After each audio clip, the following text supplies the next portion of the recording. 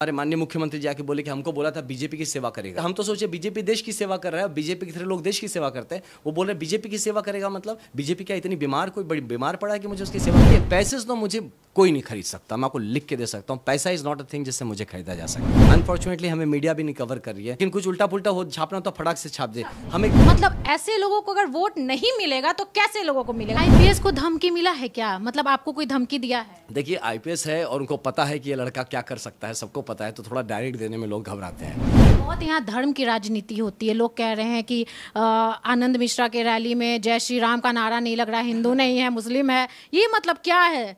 जय श्री राम का नारा लगेगा?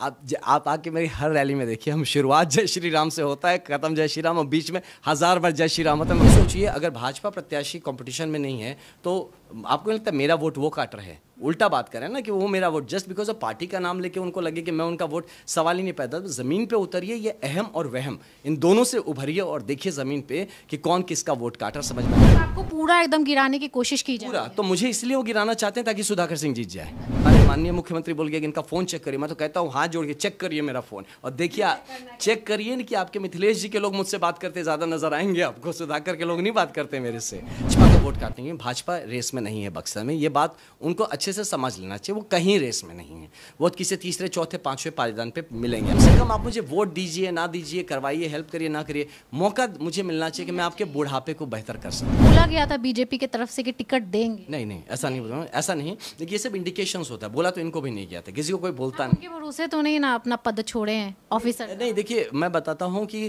कहीं ना कहीं एक भरोसा नहीं कहूँगा, लेकिन कॉन्फिडेंस तो उनसे जरूर आया था कि चलिए यहाँ से निकल रहे तो एक बड़ा संगठन है, मुझे काम करने का मौका मिला। तो कहीं ना कहीं एक विश्वास था और ये एक विश्वासघात है। गाँव में एक प्लेग्राउंड होना चाहिए जहाँ से कि हमारा इनिशियल टैलेंट को एटलीस्ट खेलने का, अपने आप को पहचानने की मुझ में टैलेंट है कि नहीं, वो मौका मिले। अगर मौका मिले तो एक मिनी स्टेडियम हो पंचायत लेवल पे जहाँ पे बेसिक ट्रेनिंग हो सके, आप कॉम्पिटिटिव स्पोर्ट्स में आ सके। अगर वहाँ से आप ये सब कर पाइएगा? अरे ये सब जगह पार्टी करने देगा दूसरा पार्टी? क्यों नहीं? अरे तब तो देशद्रोही हैं, वो सब नहीं करें तो मैं बताऊंगा पब्लिक को अगर नहीं करने देते हैं तो। ऐसे बहुतेर आइडियाज है मेरे पास जिससे मैं यहाँ की इकोनॉमी को बूम करा सकता हूँ। यहाँ पे इतने जॉब क्रिएट हो जाएंगे, बाहर के लोग आएंगे। आज हम जा रहे हैं गुजरात, मैं कह रहा हूँ हमारे गुजराती लोग यहाँ पे आएंगे बिजनेस करने और काम करने। हम इस लेवल तक काम कर सकते हैं।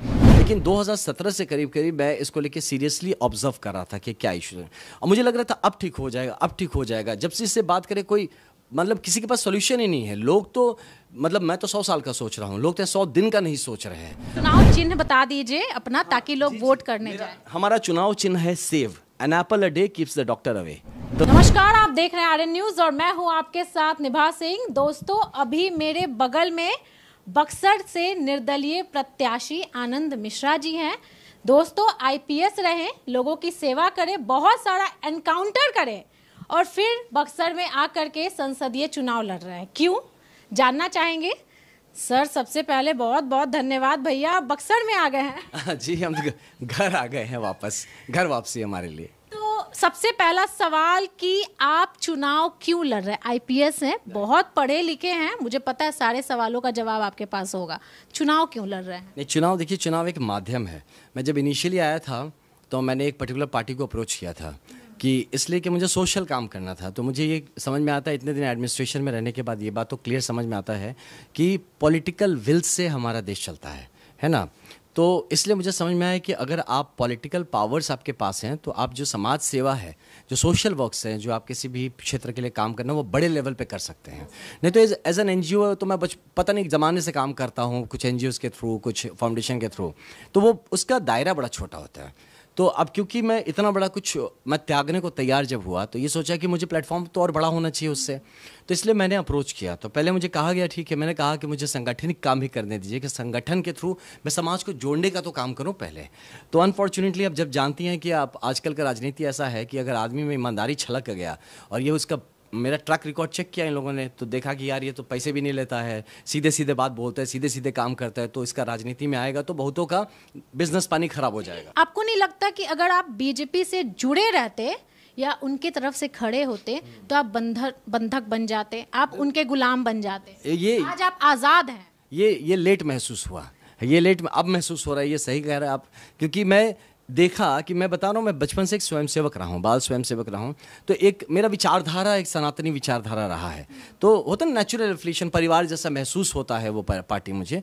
तो जब मैं, लेकिन अब जब देखा पार्टी का, देखिए विचार तो मैं अभी भी मानता हूँ, लेकिन उनके जो लोग हैं ना, कुछ लोग हैं जिन्होंने मतलब उसको एकदम एक बिजनेस बना लिया है इस पार्टी को, कि हम जैसे जो ओरिजिनल लोग हैं, जो इस विचारधारा को मानता हूं, उनको साइड कर रहे हैं और सारे फर्जी लोग उस पर कब्जा करते जा रहे हैं, जो कि उस पार्टी के कभी थे भी नहीं। पूरा दुनिया घूम के आके अब लास्ट में आके यहाँ पे शरण लिए, अब वो जो ओरिजिनल है उनको काटना शुरू कर दिया। तो इसीलिए भैया अभी जैसे जब तक ये चलेगा, इनसे दूर ही जितना रहा जाए उतना अच्छा है। अच्छा, आपको बैठाने की कोशिश की गई है कितना हद तक? अब इस हद तक कि साम दाम दंड भेद सब कुछ कोशिश किया गया करने के लिए। और मैं बताऊं कि कोई मेरी जगह कोई नॉर्मल आदमी होता था, जिस तरह के प्रलोभन दिए गए हैं, वो तो कब का बोरिया बिस्तर बांध के, कई लोग तो मतलब इसमें बहुत करोड़ों का बात कहा की बात सिर्फ नहीं। देखिए पैसे से तो मुझे कोई नहीं खरीद सकता, मैं आपको लिख के दे सकता हूँ, पैसा इज नॉट अ थिंग जिससे मुझे खरीदा जा सकता। असम के मुख्यमंत्री जी भी आए हैं तो कह रहे हैं भैया इनका छवि साफ है, और ये प्रूफ उन्होंने कर हाँ, वो तो उन्हीं कह के गए, पैसे तो है नहीं इसके पास, तो चुनाव कहाँ से लड़ रहा है? कहाँ से लड़ रहे हैं, कहाँ से ये सब मेंटेन हो रहा है? मैंने पैसे नहीं बनाए हैं, मैंने रिश्ते बनाए हैं। तो जब रिश्ते बनाते हैं ना, हम 1 2 3 4 10 नहीं, लाखों लोग हैं जिनसे मैं जुड़ा हुआ हूँ, और उसमें से कई हैं जिनसे पर्सनली टच में हूँ। हर आदमी 100 रुपये भी देगा ना, तो आप मेरे पास इतना किटी हो जाएगा, तो वो बहुतों के पास इतना। तो कहते हैं जिसके पास पैसे होते हैं उनके पास उतने ही पैसे होते हैं, और जिनके पास पैसे नहीं होते उनके पास सबके पैसे होते हैं। क्या बात है। आनंद मिश्रा जी बक्सर के बेटा है और बक्सर से चुनाव लड़ रहे हैं। दोस्तों सपोर्ट ज़रूर करना है। सर मुद्दा क्या होगा? इतनी दूर से आए हैं, इतना बड़ा नौकरी छोड़ करके, लोगों का सपना होता है यूपीएससी क्रैक करके आईपीएस बने, और 150 एनकाउंटर कर दिए। नहीं देखिए, एनकाउंटर तो मैंने नहीं किया, वो तो मैं ऐसे सिचुएशन में पड़ा कि मैं गोली ना चलाऊं तो मैं मर जाता।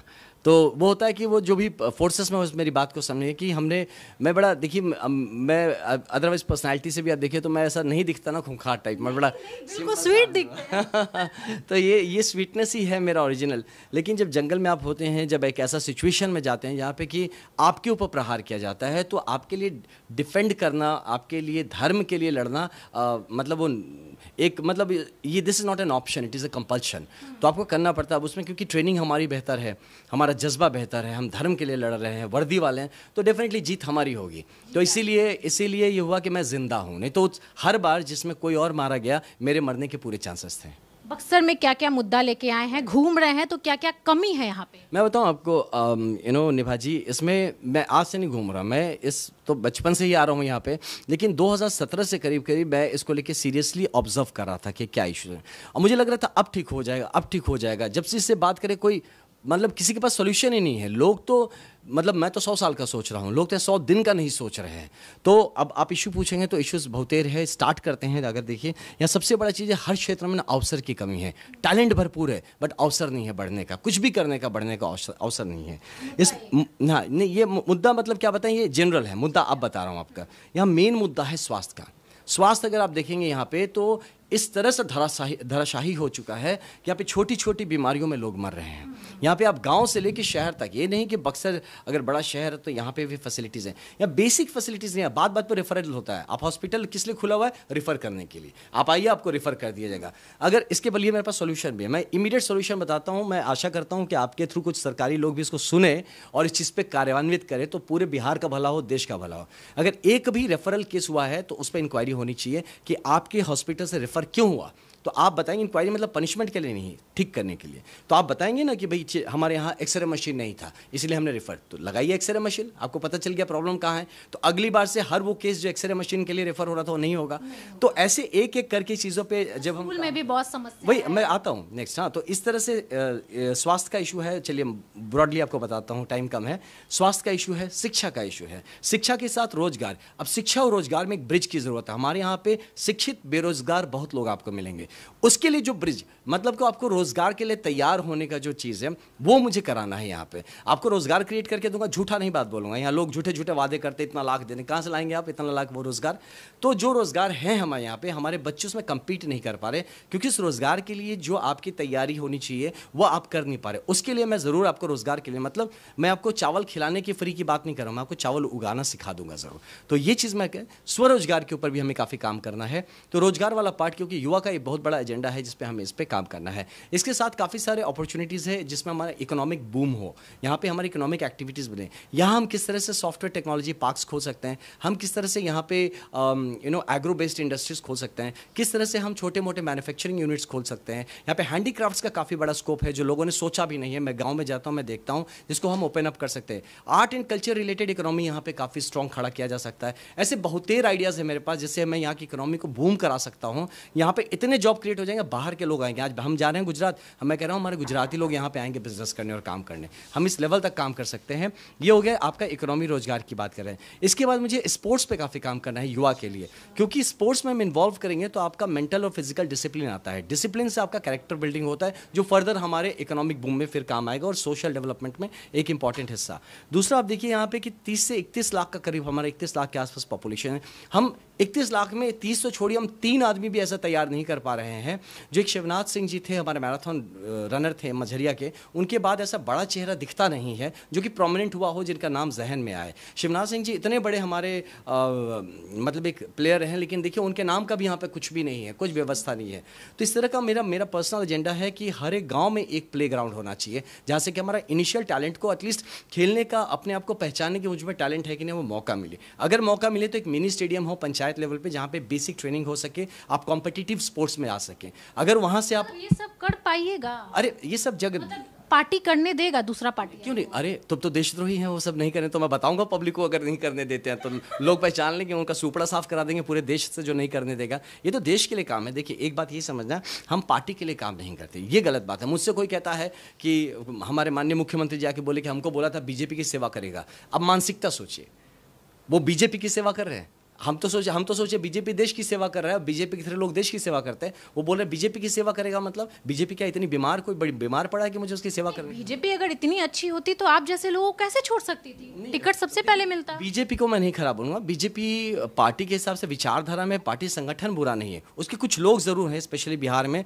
जो कि बहुत सिस्टमेटिक तरीके से भाजपा को खराब किए हैं, बर्बाद किए हैं। और मैं बताता हूँ सेंटर में भी इनको गलत फीडिंग जाता है। यहाँ पे बता रहा हूँ आपको, जो भाजपा का ये रिपोर्ट बना था, जो भाई साहब आए उनके लिए रिपोर्ट, लोग घर में बैठ के अपने फॉर्म में रिपोर्ट बनवाए हैं। साक्षात मेरे पास प्रत्यक्ष उसके गवाह हैं, जो कि स्टेज से बोल चुकी एक दीदी ने कि मैं थी वहां पे जहां पे बैठ के अपना रिपोर्ट बनवाया गया उसके फेवर में। एक कार्यकर्ता से बात नहीं करते, आप जमीनी हकीकत नहीं लेते। आप माननीय प्रधानमंत्री, माननीय गृह मंत्री को आप गलत फीड देते हैं कि ये भाई साहब यहाँ पे इतने साल से काम कर रहे हैं और यहाँ पे लोग उनको पहचानते तक नहीं। तो ऐसे गलत फीडिंग करके लोग अपने आप को टिकट लेते हैं। तो आपको बोला गया था बीजेपी की तरफ से कि टिकट देंगे? नहीं, ऐसा नहीं बोला, ऐसा नहीं। देखिए ये सब इंडिकेशंस होता है, बोला तो इनको भी नहीं गया था, किसी को कोई बोलता नहीं। भरोसे तो नहीं ना अपना पद छोड़े हैं ऑफिसर? नहीं, देखिए मैं बताता हूँ कि कहीं ना कहीं एक भरोसा नहीं कहूँगा, लेकिन कॉन्फिडेंस तो उनसे ज़रूर आया था कि चलिए यहाँ से निकल रहे तो एक बड़ा संगठन है, मुझे काम करने का मौका मिला। तो कहीं ना कहीं एक विश्वास था और ये एक विश्वासघात है। अच्छा, यहाँ पे आपको बक्सर की जनता सपोर्ट कर रही है, फील्ड में जा रही, इतना मेहनत कर रहे हैं। अगर नहीं करती ना तो शायद मैं मेहनत नहीं कर पाता। बहुत ज़्यादा करिए, बिलीव मी, आप ज़मीन पे आके देखेंगी तो हर वर्ग, लोग मुझे कहते हैं युवा के साथ, युवा तो है, युवा तो रहेगा ही। युवा के साथ आप महिलाओं को आके देखिए, हाँ, जबकि हमारे साथ कोई महिला भी नहीं घूमती, फिर भी मेरी माँ बन के, मेरी बहन बन के लड़कियाँ निकल के आती हैं, मेरे साथ सेल्फीज़ लेती हैं, मेरे से बात करती हैं कि भैया ऐसा ऐसा करना है, हमें ये चाहिए। महिलाएँ आती हैं, कहती हैं कि बेटा हमारे बच्चों के हमें पता चला आपके बारे में। तो जो युवा हैं घर में माँओं को बता रहे हैं। तो इस तरह से महिलाएँ भी हमारे साथ हैं। जो बुजुर्ग, जो कुछ एक बुजुर्ग ही हैं जो कि अनफॉर्चुनेटली वो इस मोह में पड़े हुए हैं, धृतराष्ट्र जैसे हाल में चले गए हैं किसी पार्टीज को लेके कि बेटा दुर्योधन का भी काम करे फिर भी हम सपोर्ट कर रहे हैं। तो ऐसे कुछ धृतराष्ट्र रूपी कुछ लोग हैं। बाकी ज़्यादातर हमारे जो बुजुर्ग हैं एकदम से हमारे इतने अच्छे से वो रुआंसू हो जाते हैं बात करते करते। और मैं उनसे यही कहता हूँ कि आपने अपना बचपन अपना खराब कर दिया, इनके पीछे अपना जवानी बर्बाद कर दिया। कम से कम आप मुझे वोट दीजिए, ना दीजिए, करवाइए, हेल्प करिए, ना करिए, मौका मुझे मिलना चाहिए कि मैं आपके बुढ़ापे को बेहतर कर सकूँ। अच्छा, बहुत लोग कह रहे हैं वोट काटने आया है आनंद मिश्रा, तो ऐसा नहीं ना है? नहीं, इनिशियली लोगों को ऐसा समझ में आता है, हल्के में लिए थे ना। देखिए अब आपको एक राज्य का मुख्य, पीछे तो नहीं ना हटिएगा सर, बताता हूँ, एक राज्य के मुख्यमंत्री को बुलाना पड़ रहा है अगर मेरे लिए, तो आप समझिए कि वोट काटने नहीं, जब लोग हारने लगते हैं। मैं बताता हूँ आपको, देखिए जो भाजपा का वोट काटेंगे, भाजपा रेस में नहीं है बक्सर में, ये बात उनको अच्छे से समझ लेना चाहिए। वो कहीं रेस में नहीं है, वो किसी तीसरे चौथे पांचवें पायदान पे मिलेंगे आपको। भाजपा यहाँ बिल्कुल आपके कॉम्पिटिट नहीं, भाजपा तो कहीं नहीं है। मैं बताता हूँ भाजपा नहीं है, भाजपा कॉम्पिटिशन में नहीं है। और इसलिए नहीं है कि भाजपा का प्रत्याशी कंपटीशन में नहीं, रादर ये कहना चाहिए। भाजपा तो बहुत, मतलब मैं खुद अभी भी रिस्पेक्ट करता हूँ भाजपा को, तो भाजपा नहीं कहूँगा, लेकिन भाजपा की प्रत्याशी तो कंपटीशन में बिल्कुल कहीं भी दूर दूर तक नहीं है। नहीं बताता हूँ, लेकिन ये सोचिए अगर भाजपा प्रत्याशी कंपटीशन में नहीं है तो आपको लगता है मेरा वोट वो काट रहे हैं? उल्टा बात करें ना कि वो मेरा vote just because of party का नाम लेके उनको लगे कि मैं उनका वोट, सवाल ही नहीं पैदा। तो ज़मीन पे उतरिए, ये अहम और वहम इन दोनों से उभरिए और देखिए ज़मीन पे कि कौन किसका वोट काटा, समझ में आ जाएगा। और ये वोट ही नहीं काट रहे हैं, वो कहीं ना कहीं आरजेडी सुधाकर सिंह को सपोर्ट भी कर रहे हैं। आप देखिए कि मैं जीत रहा हूँ, उनको पता चल गया, तो अभी कॉम्पिटिशन को उनको लग रहा है कि सुधाकर सिंह जीत रहे, जब मुझे लगता है वो भी नहीं जीत रहे हैं। नहीं, तो कहीं ना कहीं ददन पहलवान जी थोड़े से उभर रहे हैं, मुझे लगता है कि थोड़ा बहुत वो मुझे चैलेंज दे सकते हैं, लेकिन ठीक है। तो उनको लग रहा है कि सुधाकर सिंह जीत रहे हैं, बड़े पार्टी बड़े बड़े आपस में पार्टी खेल रहे हैं ना वो लोग, तो उनको लग रहा है वो जीत रहे हैं। तो वो क्या कर रहे हैं कि वो एक मेरे नाम का एक बहुरूपी आनंद मिश्रा खड़ा कर देते हैं, जिसका ओरिजिनल नाम है आनंद कुमार मिश्रा। उसके पैन के रिकॉर्ड्स में मैंने इसे में कंप्लेन भी किया, लेट्स सी, अभी तक तो कोई एक्शन होते नहीं दिख रहा है, होप कि कुछ हो। तो मतलब आपको पूरा एकदम गिराने की कोशिश की जाए पूरा, तो मुझे इसलिए वो गिराना चाहते हैं ताकि सुधाकर सिंह जीत जाए। वो इसी चक्कर में है। तो अब देखिए कौन किसका एजेंट है, आके कहते हैं मैं एजेंट हूँ, मुझे पैसे दे रहे हैं, कुछ भी बोल देते हैं ये लोग, है ना। और मुझे हमारे माननीय मुख्यमंत्री बोल गया कि इनका फ़ोन चेक करिए। मैं तो कहता हूँ हाथ जोड़ के चेक करिए मेरा फ़ोन, और देखिए चेक करिए कि आपके मिथिलेश जी के लोग मुझसे बात करते ज़्यादा नजर आएंगे आपको, सुधाकर के लोग नहीं बात करते मेरे से, है ना। तो आपका भाजपा आपके साथ नहीं है। आप समझिए जो जेन्युइनली जो जनसंघी है, जेन्युइनली जो भाजपा को विचारधारा को सपोर्ट करता है, वो हर आदमी मेरे साथ खड़ा है, वो हर आदमी मुझे सपोर्ट कर रहा है, क्योंकि उसे पता है भाजपा ही अगर कोई होगा ना, वो सत्य के साथ है, वो राष्ट्र के साथ है। अच्छा, बहुत यहाँ धर्म की राजनीति होती है। लोग कह रहे हैं कि आनंद मिश्रा के रैली में जय श्री राम का नारा नहीं लग रहा, हिंदू नहीं है मुस्लिम है, ये मतलब क्या है? जय श्री राम का नारा लगेगा। आप आके मेरी हर रैली में देखिए, हम शुरुआत जय श्री राम से होता है, खत्म जय श्री राम, और बीच में 1000 बार जय श्री राम होता है। मैं बता दूं, तो दिखाना पड़ेगा क्या? नहीं, दिखाना नहीं पड़ेगा। मैं आपको एक बताता हूँ, देखिए किस तरह का राजनीति, समझिए भाजपा किस तरह से टूट रहा है कि यहाँ के लोग एक सीनियर को बुलाते हैं। हेमंत बिश्व शर्मा जी बहुत बड़े एक नेता, मैं मानता हूँ नेशनल लेवल के नेता हैं, उनको ब्रीफिंग गलत दी जाती है। अब उनके लोग अभी मीम्स बना रहे हैं, मुझे भी भेजा, उसमें लिखा है कि सीएम साहब के मोए मोए हो गए। हाँ ये देखिए कि उन्होंने, हाँ अब बना के भेज रहा मुझे कि उनके मोए मोए हो गया। बताइए उनको कितना एम्बैरेसिंग है। अब उनको किसी ने बताया नहीं कि ये लड़का तो मिलता भी है लोगों से तो जय श्री राम बोलता है, तो ये भी उनको कोई नहीं बताया। अरे हम तो पूरी भगवाधारी हैं। आप क्या, आपके पास तो भगवा, आपके कपड़े में देखिए ना, भगवा भी नहीं मिलेगा। हमें देखिए, हम तो लगातार भगवा लगाया घूम रहे हैं, तो हमसे ज़्यादा कौन और सनातनी आपको मिलेगा। हम तो प्योर सनातनी, जनेऊधारी सनातनी आदमी है। तो हाँ, तो इसमें कोई शक करे कि जय श्री राम, मैं आपको बोलता हूँ जय श्री राम, जय जय श्री राम। आईपीएस को धमकी मिला है क्या? मतलब आपको कोई धमकी दिया है? देखिए आईपीएस है और उनको पता है कि ये लड़का क्या कर सकता है, सबको पता है, तो थोड़ा डायरेक्ट देने में लोग घबराते हैं कि उनको पता है कि ये नहीं जिद्दी है, और ये पता है कि उल्टा घुमा के दे सकता है ये। हाँ, तो वो धमकी उल्टा कर सकते हैं, आप धमकी देंगे हम कांड कर देंगे।